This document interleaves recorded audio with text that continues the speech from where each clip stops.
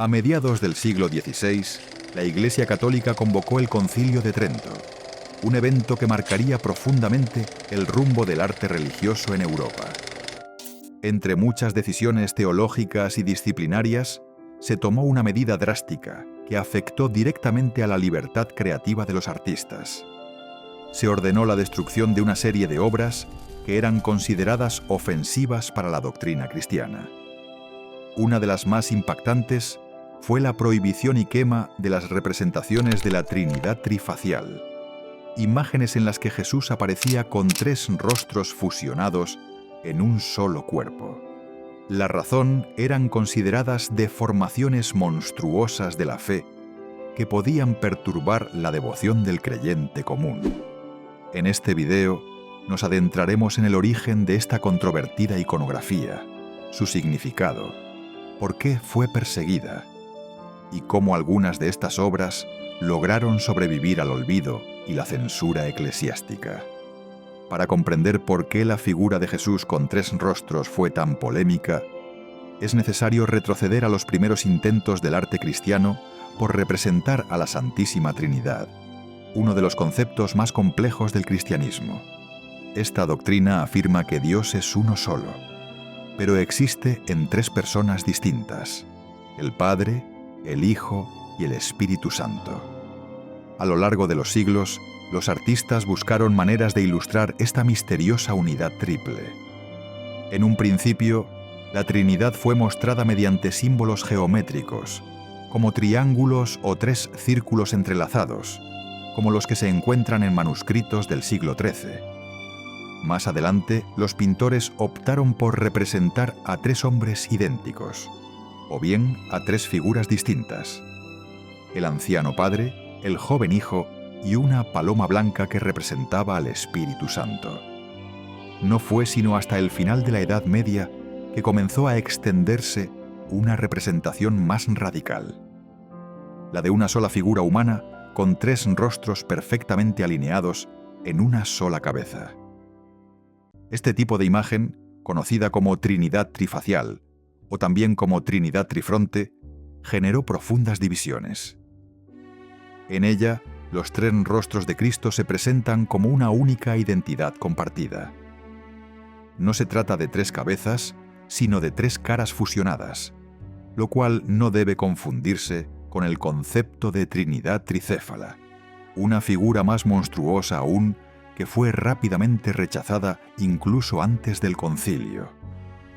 Esta representación trifacial tenía su base en interpretaciones de pasajes bíblicos como el de Abraham en la encina de Mambré, donde se dice que 3 hombres se presentaron como un solo ser divino.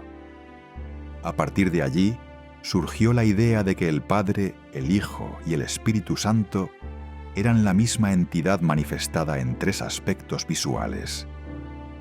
Pese a sus fundamentos teológicos, este tipo de imágenes se fue volviendo cada vez más incómodo para las autoridades religiosas. A lo largo de la historia cristiana, múltiples herejías habían cuestionado la naturaleza de Cristo y de la Trinidad, y la Iglesia buscaba proteger una interpretación unificada. La Trinidad trifacial parecía desafiar los límites de la ortodoxia, mezclando simbología cristiana con referencias paganas, como las figuras tricefálicas de la diosa Hécate en la mitología griega o las deidades hindúes como la Trimurti. Estas semejanzas con religiones no cristianas eran inaceptables para los líderes eclesiásticos. Durante la Edad Media y especialmente en el Renacimiento temprano, estas representaciones se popularizaron en varios países europeos. Muchos artistas anónimos, o que más tarde ocultaron su identidad, comenzaron a experimentar con esta iconografía. Algunas de estas obras se colocaban en iglesias o monasterios alejados de los centros de poder, mientras que otras eran encargadas por coleccionistas privados fascinados por su misterio. Sin embargo, este auge artístico fue abruptamente interrumpido por las reformas impuestas en Trento. En 1563, tras años de deliberaciones, la Iglesia condenó oficialmente estas imágenes y ordenó su eliminación inmediata. Las razones alegadas eran que inducían al error, confundían a los fieles y se alejaban del mensaje divino. Muchas fueron quemadas públicamente, otras fueron escondidas, y unas pocas lograron ser preservadas gracias al ingenio de sus creadores. Un caso emblemático de estas obras escondidas se encuentra en el Museo Colonial de Bogotá, Colombia. Allí se conserva una pintura del artista Gregorio Vázquez de Arce y Ceballos, en la cual la figura central parece ser un Jesús convencional, con un rostro sereno y cabello largo.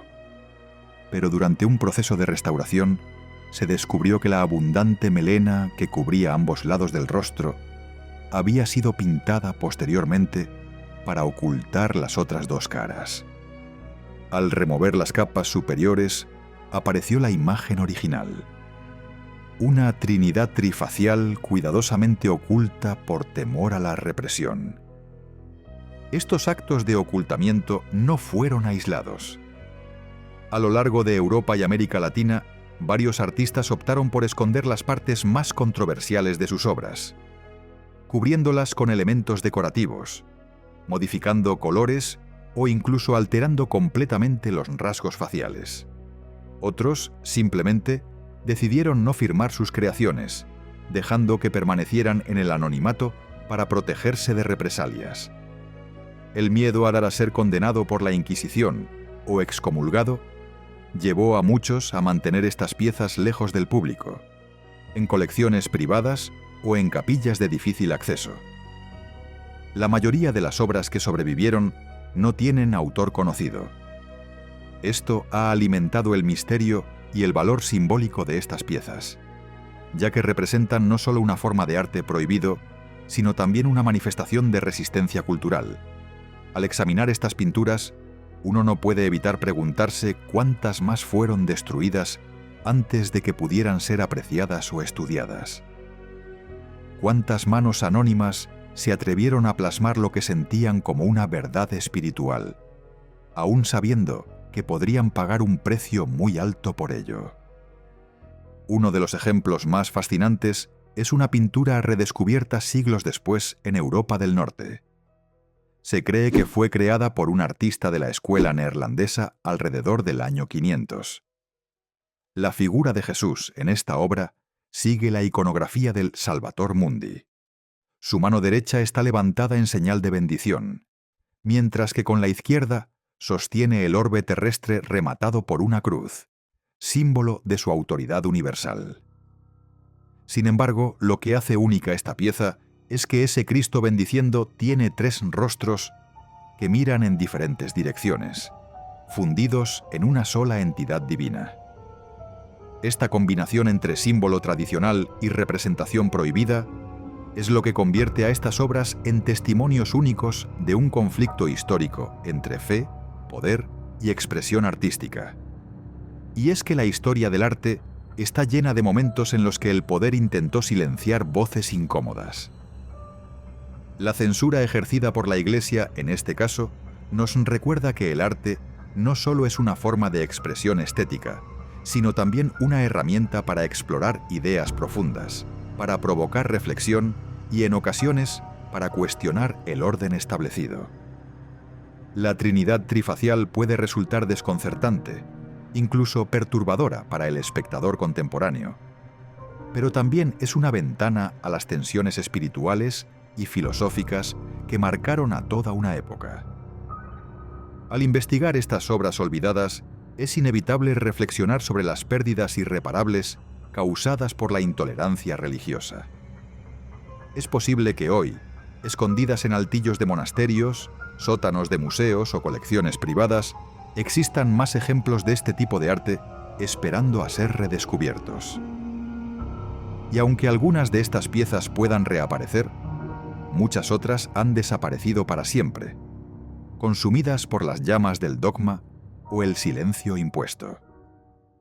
Por eso, la Trinidad trifacial no es solo un símbolo religioso, sino también un testimonio de la lucha entre la libertad artística y el control institucional.